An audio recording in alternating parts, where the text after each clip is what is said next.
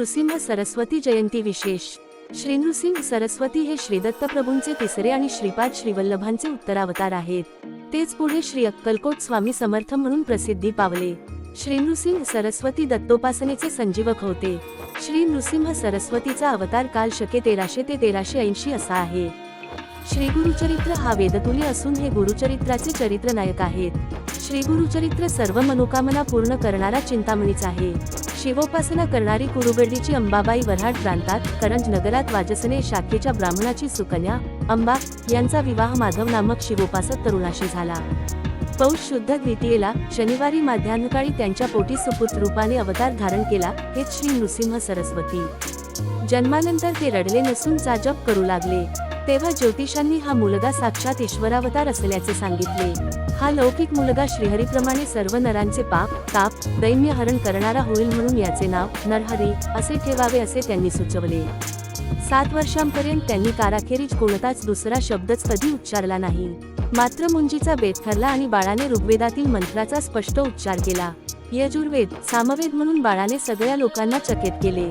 काशीतील तत्कालीन सर्वश्रेष्ठ संन्यासी श्रीकृष्ण सरस्वती स्वामींच्या विनंतीला मान देऊन त्यांनी संन्यास दीक्षा स्वीकारली. श्री कृष्ण सरस्वती स्वामींनीच त्यांना चतुर्थाश्रमाची दीक्षा दिली. त्यांच्या हाती दंड दिला. त्यांचे श्री नृसिंह सरस्वती असे नूतन नामकरण केले. पायी खडावा कटीला कौपिन अंगावर भगवी छाटी गळ्यात रुद्राक्ष माळा हातात दंड कमंडलू कपाळी भस्म मुखावर सात्विक स्मितहास्य संपूर्ण देहावर तपश्चर्येचे तेज हृदयात ब्रह्मानंद असलेले दत्तावतारी श्री नृसिंह सरस्वती सर्वांना साक्षात श्री काशी विश्वेश्वरच वाटत. गाणगापूर येथे श्रीगुरूंनी जवळजवळ 23 वर्षे वास्तव्य करून लोकांचा उद्धार केला असल्याने गाणगापुरास दत्तपंथीयांत फारच महत्त्वाचे स्थान मिळाले आहे. प्रदीर्घ काळ भक्तकार्य करून श्री नृसिंह सरस्वती अवतार समाप्तीची भाषा बोलू लागले. श्री सद्गुरू नृसिंह सरस्वतींच्या आज्ञेप्रमाणे निर्वाणाची तयारी करण्यात आली. केळीच्या पानांवर फुलांचे आसन रचण्यात आले. गुरुनामाच्या घोषात ते आसन नदीच्या पाण्यात ठेवण्यात आले. श्री गुरुदेवांनी त्यावर आरोहण केले. सर्व शिष्यांचे भक्तांचे अभिवादन स्वीकारून ते प्रवाहाच्या दिशेने मार्गस्थ झाले. मार्गस्थ होताना त्यांनी सुखामी गेल्यानंतर 4 पुष्पे प्रसाद म्हणून पाठवून देतो असे सांगितले. त्याप्रमाणे पुष्पे प्रसाद म्हणून परत आली. भीमा अमृजा संगम हा गंगा यमुनांचा संगम आहे. इथे नित्य स्नान करा.